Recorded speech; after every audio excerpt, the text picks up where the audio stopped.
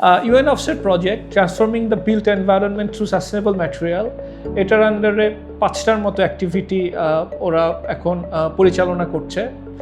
তারই একটা পার্ট হচ্ছে রাজুকের ডেমনস্ট্রেশন প্রজেক্ট, যেটা থ্রুতে আমরা একটা কার্বন কনসাস একটা কনস্ট্রাকশনকে রিপ্রেজেন্ট করতে চাচ্ছি রিয়েল লাইফ স্ট্রাকচার।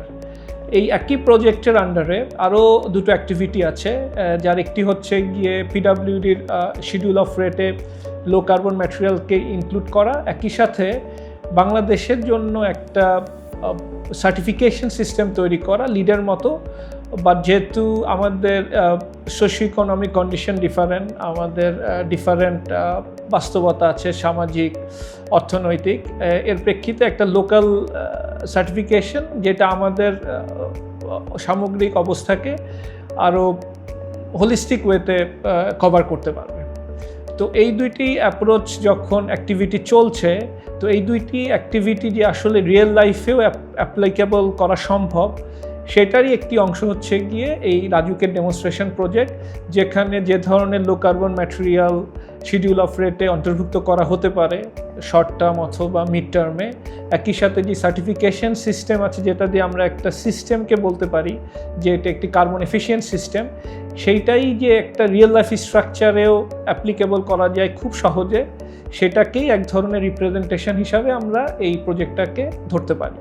এবং এই প্রজেক্টটায় একটি অ্যাস্থেটিক ওয়েতে বা আর্কিটেকচারাল ওয়েতে, এবং এটা আরও কিছু যেসব পারপাস থাকে, যেটা অ্যাক্সেসিবিলিটি, এটা not efficient not only in terms of carbon, also in terms of তার অপারেশন, সেটার জন্য একটা প্রপার আর্কিটেকচারাল ডিজাইন দরকার। এবং সেইটা এনশিওর করবার জন্যই আসলে এই আমাদের কম্পিটিশনটা কনসিভ করা হয়, যেটা এখন অলমোস্ট রানিং ফুললি অ্যাক্টিভ ফেজে আছে।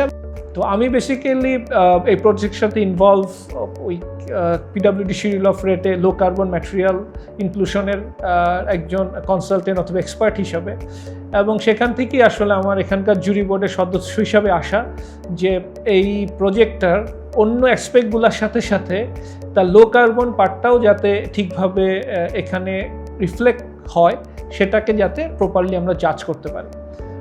এবং এই কম্পিটিশনের যারা পার্টিসিপেন্ট, যেভাবে এটাকে ডিজাইন করা হলো যে মোস্টলি স্টুডেন্টরা করবে উইথ ফ্যাকাল্টি সুপারভাইজার, এটাকেও আমি খুব অ্যাপ্রিসিয়েট করি।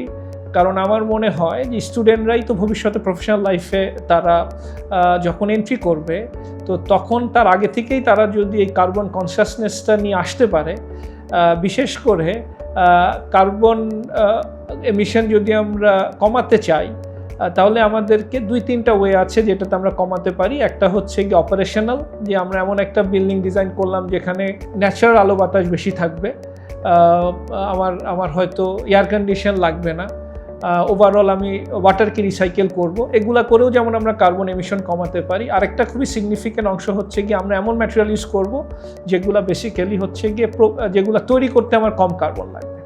তো ওই ম্যাটেরিয়াল তৈরি করতে যে কম কার্বন যে ম্যাটেরিয়ালগুলো পাওয়া যায়, এটারও আবার ওয়ার্ল্ড ওয়াইড যদি আমরা ডাটাবেস দেখি, দেখবো যে সবগুলো হয়তো বাংলাদেশে অ্যাভেলেবেল না। তো আমরা তাহলে আমাদের এমন এক ম্যাটেরিয়ালগুলো চুজ করতে হবে যেগুলো আসলে আমরা লার্জ স্কেলে ইমপ্লিমেন্ট করতে পারবো কমার্শিয়াল রেসিডেন্সিয়াল স্ট্রাকচারে। তো ওই পার্টটুকুই যখন স্টুডেন্টরা এই প্রজেক্টের মাধ্যমে তারা প্র্যাকটিস করে নিয়ে আসবে, তারা কিন্তু এটা তাদের ভিতরে একটা ইনবিল্ট হয়ে যাবে। এবং আমার ধারণা, আমি যতটুকু জানতে পারছি যে সিগনিফিক্যান্ট এক ধরনের তারা এনথুজিয়াজম তৈরি করতে পেরেছে এই প্রজেক্টটা। তো প্রচুর স্টুডেন্টরা এখানে ইন্টারেস্ট দেখাচ্ছে।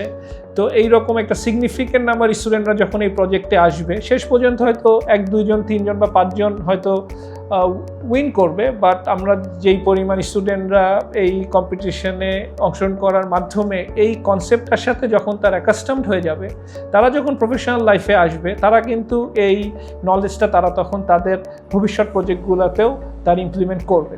এবং একই সাথে বাংলাদেশ গভর্নমেন্ট যেভাবে আগাচ্ছে, আমরাও কিন্তু নেট জিরো কনসেপ্টের দিকে এগিয়ে যাচ্ছি।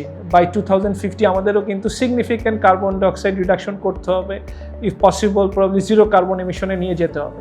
তাহলে আমাদের ফিউচার ইঞ্জিনিয়াররা যদি এখন থেকে সেটা প্রিপারেশন নেয়, তাহলে আজকের এই ইয়াংরাই কিন্তু 2050-তে গিয়ে তারা হবে ম্যাচিউর প্রফেশনাল। তো এই যে দুইটার একসাথে যে একটা সিনার্জি হবে, সেইটা আমার ধারণা আমাদের যে টার্গেট বাই 2050 সেটা অ্যাচিভ করতে এই কম্পিটিশন এবং তাদের যে পার্টিসিপেন্ট তারা একটা মুখ্য ভূমিকা পালন করবে বলে আমি বিশ্বাস করি। এবং এই পুরা কম্পিটিশনটাই আমাদেরও যেই লক্ষ্য, ইউএনওপসের প্রজেক্টের লক্ষ্য, আমাদের গভর্নমেন্টের যে লক্ষ্য, ইভেন আমরা যারা একাডেমিশিয়ান আছি, কনস্ট্রাকশন সেক্টরে কাজ করি, আমাদের সবার যে লক্ষ্য যে আমরা একটা কার্বন এফিশিয়েন্ট সোসাইটি তৈরি করব, সেইটাতে একটা সিগনিফিক্যান্ট ভাইব্রেশন তৈরি করার জন্য আমার মনে হচ্ছে যে এই কম্পিটিশন একটা গুরুত্বপূর্ণ ভূমিকা রাখবে। এবং আমি আশা, এবং আমরা যারা আছি এখানে, আমরাও যাতে কম্পিটিশনটা গুরুত্বপূর্ণ ভূমিকা রাখতে পারে সে ব্যাপারেও যতটুকু সাহায্য সহযোগিতা করার প্রয়োজন আমাদের ক্যাপাসিটিতে, অ্যাটলিস্ট আমার ক্যাপাসিটিতে, আমিও সেটা করার চেষ্টা করব। ধন্যবাদ।